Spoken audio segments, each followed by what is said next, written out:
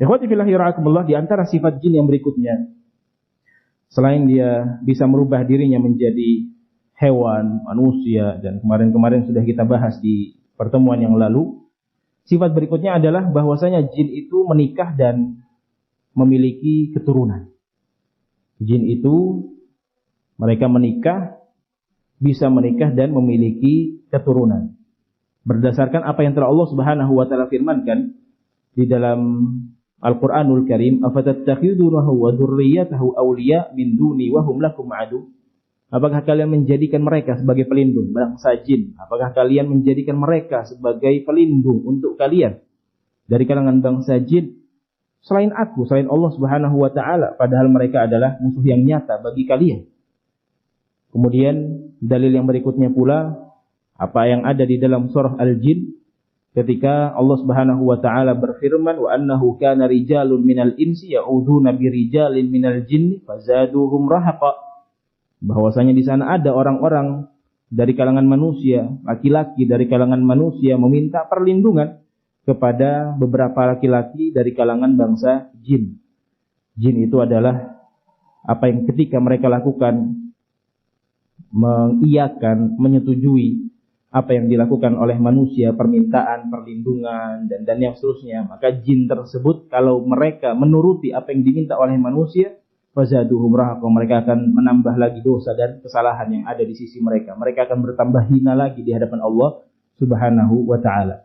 Syahidnya adalah ketika Allah Subhanahu wa taala menyebutkan kana rijalun minal ins ya'uduna birijalin minal jin, sebagaimana dari kalangan manusia ada rijalnya, ada nisanya berpasang-pasangan, demikian pula dari kalangan jin, rijal minal jin, ada pula nisa minal jin, mereka juga berpasang-pasangan. Selebihnya tadi apa yang telah ada di dalam suratul Kahf, afatattakhidunahu wa dzurriyyatahu awliya, apakah kalian menjadikan mereka dan keturunan-keturunan mereka. Jadi mereka memang bangsa jin juga menikah seperti menikahnya manusia.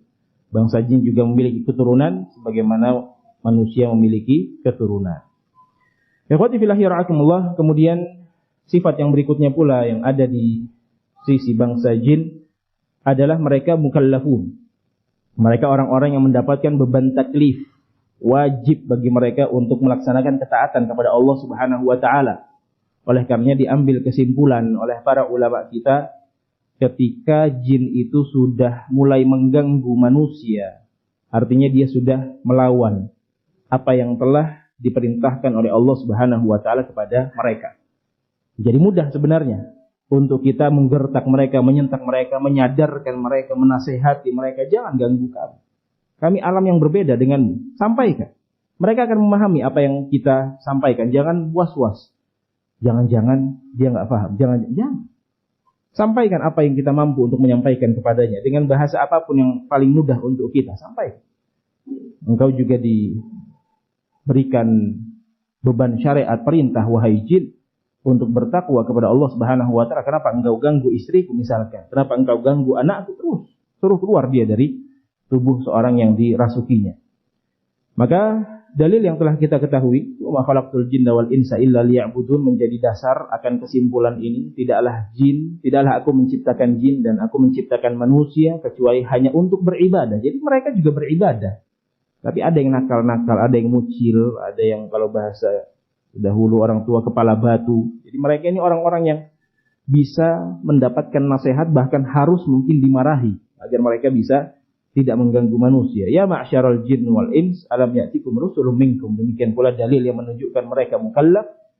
Wahai dari kalangan bangsa jin, wahai dari kalangan manusia, apakah belum datang yang terkait dengan putusan Allah Subhanahu wa taala kepada kalian untuk kalian beramal saleh, meninggalkan keharaman dan yang seterusnya. Maka menjadi syahid ikhwati fillah yarhakumullah bahwa mereka juga diminta untuk mengerjakan amalan ibadah seperti manusia.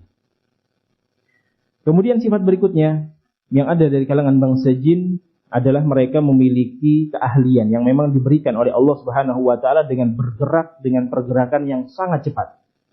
Ini kekhususan yang memang Allah Subhanahu wa taala berikan kepada mereka. Kalau mereka tidak nakal, kalau mereka tidak mengganggu manusia, tidak masalah. Mereka akan menjadi makhluk Allah Subhanahu wa taala yang mulia, yang taat kepadanya Jalla wa ala.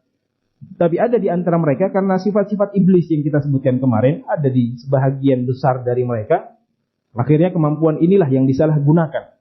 Nanti tahu-tahu handphone kita yang berada di sini diambil, ditaruh di luar sana. Tahu-tahu mainan yang ada di atas dibawa ke bawah. Dan yang seterusnya.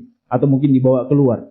Pergerakan-pergerakan yang luar biasa. Kadang-kadang logika kita akan-akan tidak mungkin dilakukan oleh seorang manusia. Karena memang itu keutamaan dari Allah Subhanahu wa taala yang Allah berikan kepada mereka. Dzalika fadlullah yu'tihi man yasha. Keutamaan yang Allah Subhanahu wa taala berikan kepada orang yang Allah Subhanahu wa taala kehendaki. Seperti yang sudah kita ketahui, bagaimana Ifrit minal jin menyampaikan kepada Nabi Allah Sulaiman, aku akan memindahkan singgasana kerajaannya Ratu Saba qabla an taquma min maqamik. Sebelum engkau berdiri dari tempat dudukmu ini, wahai Nabi Allah Sulaiman. Cepat memang mereka mampu untuk melakukan hal tersebut.